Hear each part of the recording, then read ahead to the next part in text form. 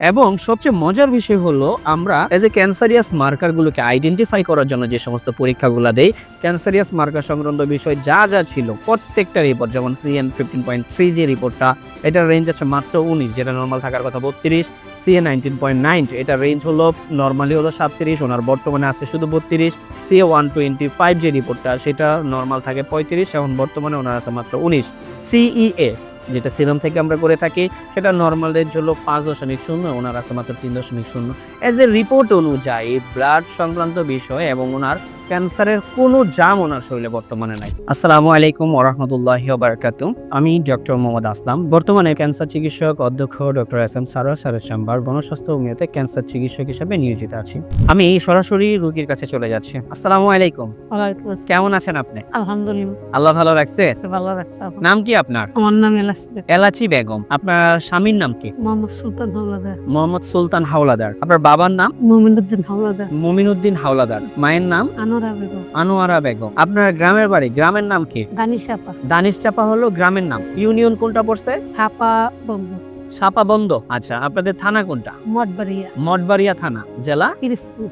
পিরোজপুর, মানে বরিশাল বিভাগের মধ্যে। আপনারা বরিশাল বিভাগের মধ্যে। তো আপনি সর্বপ্রথম কি সমস্যা নিয়ে ডাক্তারের কাছে গেছিলেন বা কি সমস্যা হয়েছিল আপনার? ডাক্তারের কাছে আমার 2-3 বছর আগে সেই গলায় আমার কি জানি খালি বাইতো। আচ্ছা আচ্ছা। তারপর আমার এই ছেলের কাছে বলতাম, ঘর সবার কাছে বলতাম, জি। এরা কয় গ্যাস্ট্রিক ভাই।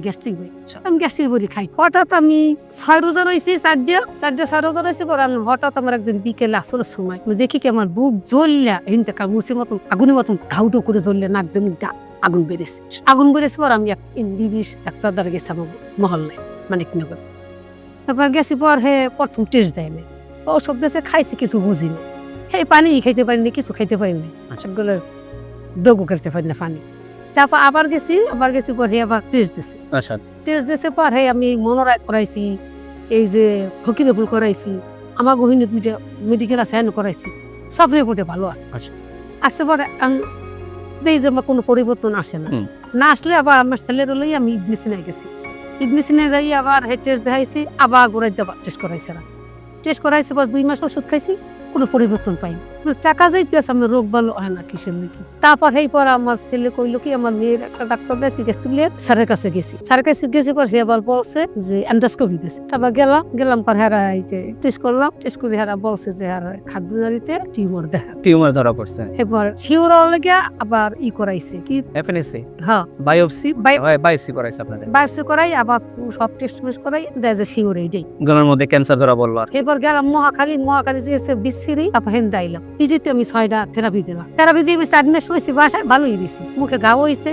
আবার দেখি যে খাওয়া দাওয়া করতে পারি না, কিছু না। এসাল আবার গেছি ঢাকা মেডিকেল। তারা বলছে যে আপনি এই 2টা টেস্ট করে দিলেন, আপনি আবার থেরাপি দিন। তখন আমি ছেলের লাগে কান্দুলেছি, বাবা আমি আর থেরাপি দিব না, আমি মরে গেল, আমি ভয় পাই, আমার শরীর আর কুলাইব না। তখন এবার ওই বইয়ে মোবাইলে টিপে তুমি গই আমাদের ঠিকানাটা মোবাইল থেকে পাইলেন? পাইয়া এবার আমি বাসায় গেছি পর দুই বাচ্চু এখানে আসছে, আইসে দেখে জানিয়ে গেছে পর আমার আওয়ার একটু মস ছিল না। আমার ছেলে আর এইটা মা তুমি যাও, মাছের মরচ মাল্লা রাতে। হ্যাঁ, টাকা পয়সা তো ভাঙছি গেছিল, তুমি যাও। তার পরের দিন নাইয়ে এই যে সব জানিয়ে ওষুধ নিয়ে খাইলাম। তাইলে সর্বপ্রথম আপনার যে রিপোর্টটা করলাম, উনি যে ক্যান্সার ধরা পড়ছে সেটা হলো রিপোর্ট অনুযায়ী ওই গত 2025 সালে ওই জুলাই মাসের 21 তারিখে আমরা দেখলাম যে ওনার রিপোর্ট অনুযায়ী ক্যান্সারটা ধরা পড়ে। জুলাই মাসের 21 তারিখ ওনার ওই এন্ডোস্কোপি যে পরীক্ষাটা ছিল, এন্ডোস্কোপি রিপোর্ট অনুযায়ী সিটি গার্ডেড করে সেখানে আমরা দেখতে পাচ্ছি যে ওনার ক্যান্সারটা সেই জায়গাটাতে ধরা পড়ছে। এটা হলো ওনার পূর্বের ক্যান্সার রিপোর্ট, এবং এটা কোন স্টেজে ছিল সেই স্টেজটা কভার করার জন্য এখানে দেওয়া হয়েছে যে 3rd গ্রেডে ছিল, ইসোফেগাল CA 3rd গ্রেডে।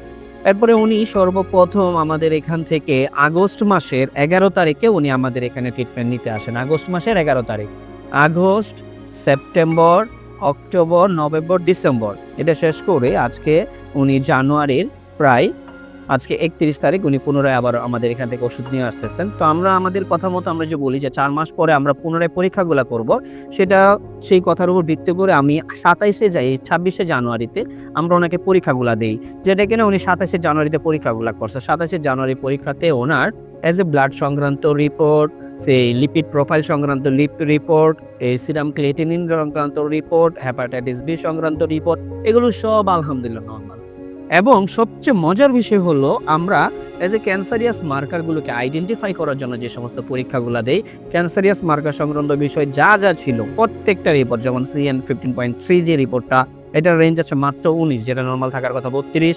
CA 19.9, এটার রেঞ্জ হলো নর্মালি হলো 37, ওনার বর্তমানে আছে শুধু 32। CA 125 যে রিপোর্টটা, সেটা নর্মাল থাকে 35, এখন বর্তমানে ওনার আছে মাত্র 19। CEA যেটা সিরাম থেকে আমরা করে থাকি, সেটা নর্মাল রেঞ্জ হলো 5.0, ওনার আছে মাত্র 3.0। এজ এ রিপোর্ট অনুযায়ী ব্লাড সংক্রান্ত বিষয় এবং ওনার ক্যান্সারের কোনো জাম ওনার শরীরে বর্তমানে নাই, ক্যান্সার সংক্রান্ত কোনো জাম এজ এ রিপোর্ট অনুযায়ী এখন ওনার ও শরীরে নাই। এটা আল্লাহর কাছে হাজার হাজার শুকরিয়া, আলহামদুলিল্লাহ। আল্লাহর কাছে হাজার শুকরিয়া। আপনি এখন পর্যন্ত ক্যান্সার যে জামটা ছিল সেটা আমাদের নাই, কিন্তু ক্যান্সার চলে যাওয়ার পরেও আমরা যেখান থেকে ক্যান্সারটা উৎপত্তি হয়, গলাতে যে টিউমারটা ওনার ছিল, এটা এখনো আছে। ইনশাআল্লাহ আমরা আশা রাখি কিছুদিন ট্রিটমেন্ট চালানোর মাধ্যমে 2-1 মাসের মধ্যে আমরা সম্পূর্ণরূপে ওনার এই টিউমারটাও চলে যাবে এবং আমরা এন্ডোস্কোপি কভার করে এটা দেখবো যে ওনার কি অবস্থা আছে।